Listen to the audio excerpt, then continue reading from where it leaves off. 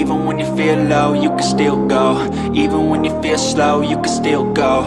Even when there's no hope, you can still go. I never answer to no, man, I still go. Go, go, go, go, go, go. Ciao a tutti quelli che di solito mi guardano e magari qualcuno che si aggiunge. Sono Maurizio, come promesso comincia il mio resoconto per il viaggio in Marocco, anzi in realtà deve ancora cominciare il viaggio perché parto domattina. La moto è praticamente pronta, c'ha già a bordo il suo bel navigatore con tutte mappe e tracciati, telefono di backup che non si sa mai che muoia, e poi c'è anche la cartina. Durante il viaggio l'intenzione è quella di fare circa 400 km di strade non asfaltate, non è però di sicuro un viaggio avventura, è un viaggio che faccio con mia moglie e un'altra coppia, e quindi andremo a visitare quelle che sono le città imperiali, ma ci sarà appunto, come ho detto prima, anche delle strade non asfaltate. Per questo motivo ho equipaggiato la moto con le Pirelli Rally Street, che dovrebbero permettermi di fare i tracciati semplici che ho intenzione di fare. Seguitemi per magari un resoconto del viaggio. Scesi dalla nave, completati i controlli della nave, molti dei quali si fanno sulla nave, magari poi vi spiego alcune malizie, comincia l'approccio con le strade marocchine, con il traffico marocchino, vediamo come sarà, e la direzione è quella di Chefchaouen.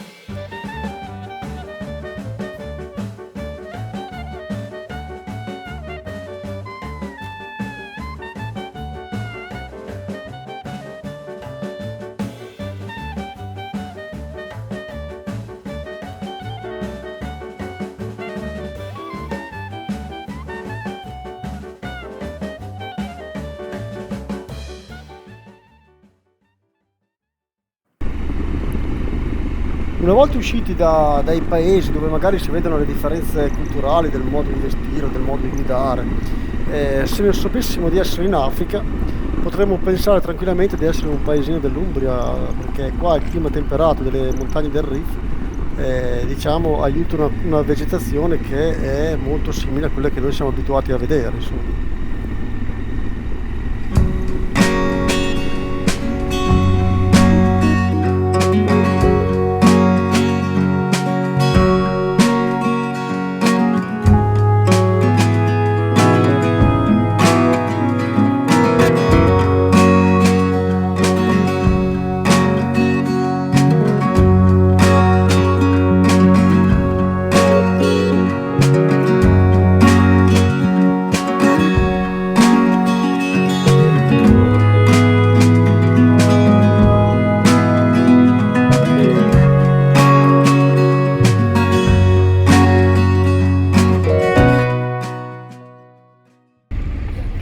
Arrivati a Chefchaouen, la nostra intenzione era quella di verificare che tipi di alberghi c'erano o utilizzare Booking, ma non abbiamo fatto in tempo.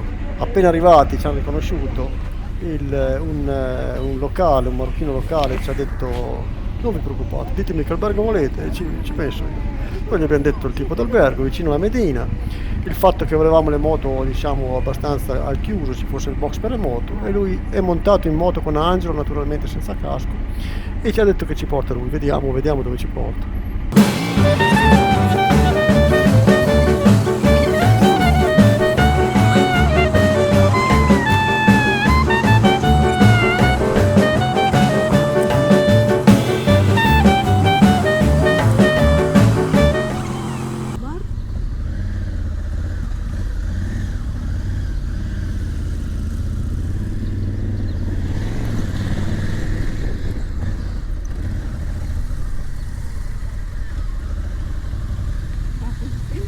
La prima tappa è stata a Chefchaouen.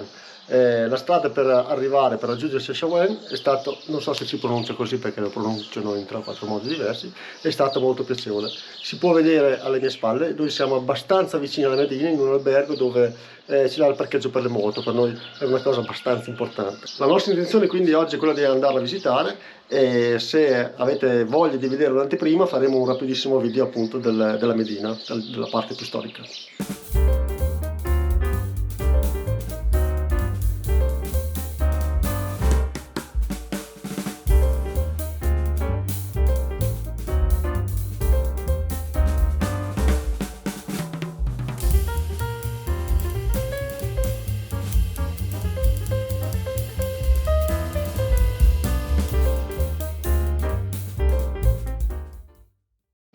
Diciamo che la città è stata fondata da Andalusi verso il 1400.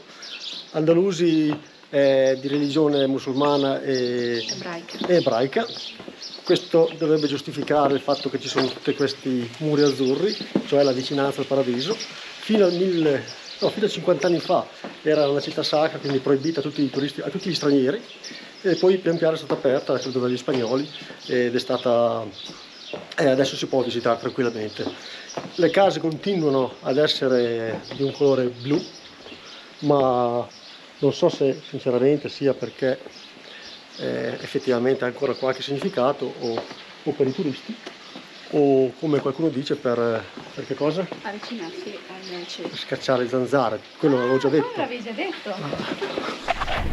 Abbiamo lasciato Chefchaouen e orientato la prua delle nostre moto verso Fez.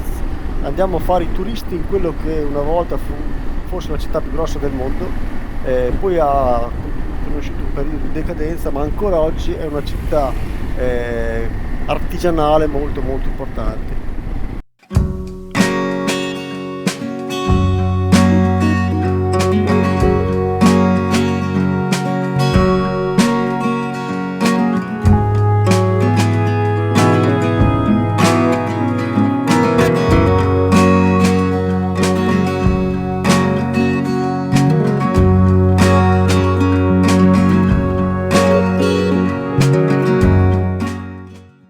La strada che va da Chefchaouen a Fez è una lunga striscia d'asfalto in mezzo a uliveti, una vegetazione bella lussureggiante, e la strada è bella. L'unica cosa che bisogna stare attenti è che qualche volta ci sono buche abbastanza importanti, quindi bisogna tenere gli occhi aperti per non finirsi dentro. A maggio è comunque uno spettacolo per gli occhi, tra fiori, fioriture, profumi e così via.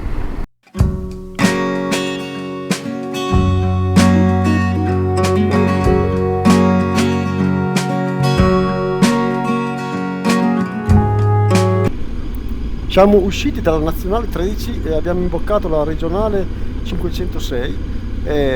Qua la storia è completamente cambiata, il manto stradale adesso è più ghiaia che asfalto, dove asfalto è una striscia piccolina, e anche il paesaggio è diventato molto più brullo, ma comunque sia un bel scenario.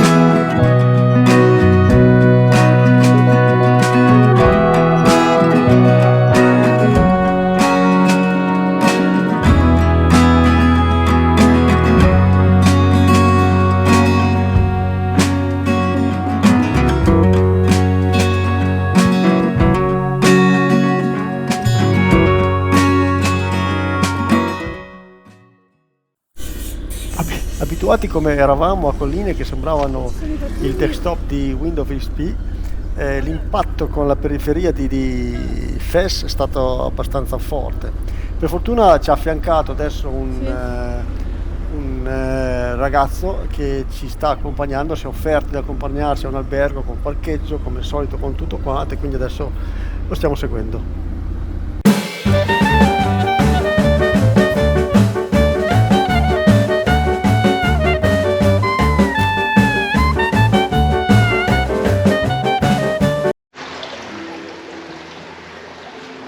Se per caso venite a visitare Fez, non state a prenotare agenzie, mica agenzie, arrivate qua Arrivate qua, di sicuro qualcuno ha trovato. Poi abbiamo trovato Abdurrahim che ci ha organizzato tutto, la visita FES, la cena, cos'altro? La visita alla Medina. La mezza città, 7 porte del Palazzo Reale, quartiere ebraico, vista panoramica. Il taxi, tutto quanto, tutto organizzato. Meglio di un tour operator, molto meglio.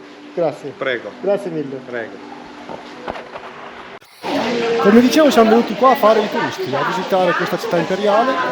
Abdurrahim ci ha trovato la guida, ci ha trovato il taxi, ci ha praticamente organizzato tutta la giornata che abbiamo deciso di dedicare a Fes.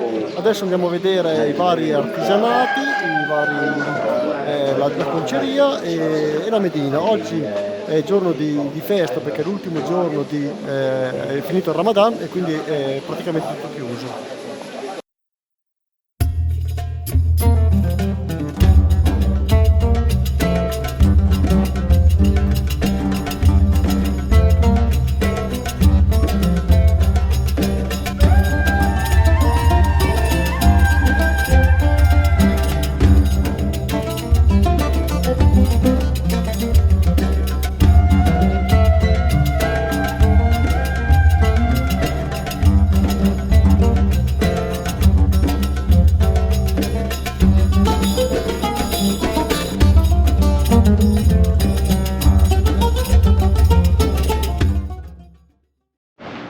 E adesso dove siamo?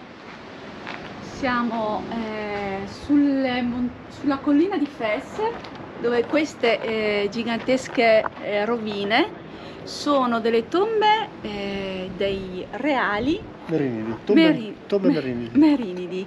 Perché sono le tombe della dinastia Merinide. Sì, e del 1000? Che hanno regnato su Fes, che adesso si vede, dal 1200 al 1400 circa circorum, giusto? Sì. Oddio!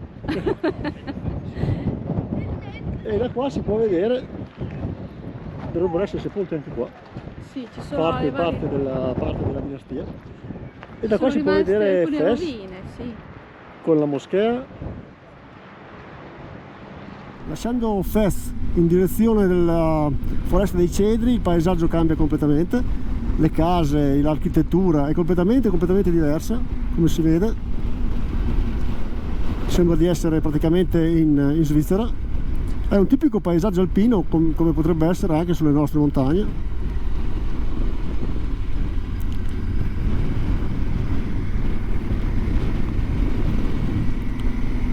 Anche la temperatura cambia radicalmente, adesso abbiamo 8 gradi, siamo a 1600 metri.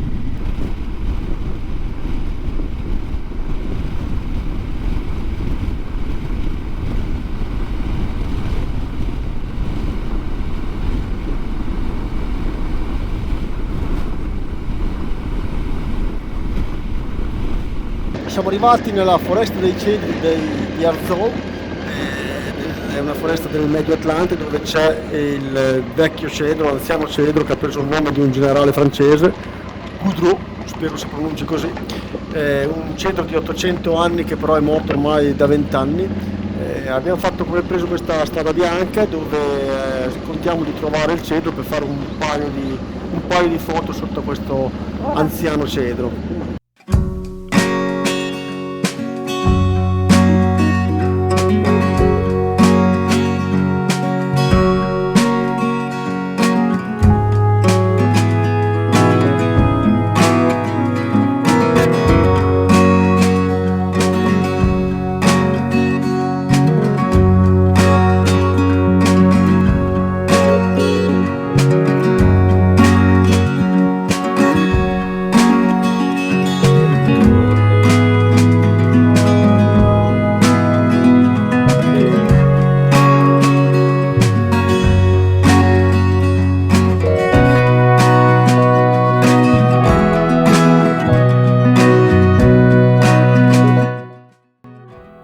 Questa foresta è anche chiamata la foresta delle Bertucce, e il motivo è che ce ne sono a centinaia, pronti a razziarvi qualsiasi cosa sembra commestibile.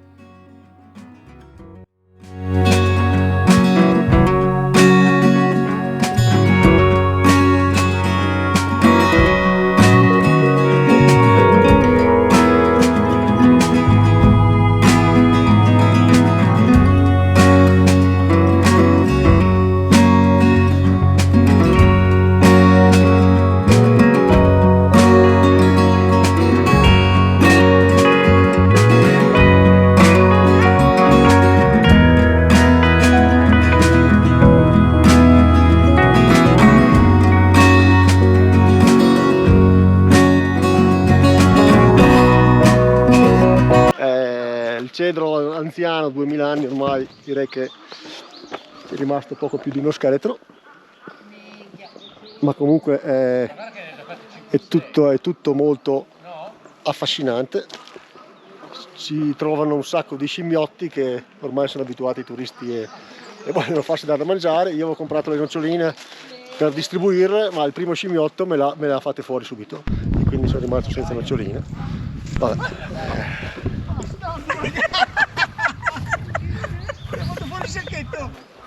Dovremmo essere a circa 1700 metri, la temperatura è abbastanza rigida, però per fortuna non piove.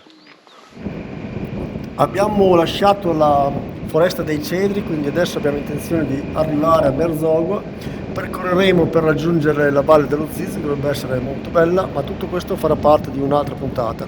Se questa vi è piaciuta, iscrivetevi al canale e magari mettete anche un mi piace, mi fa sempre piacere.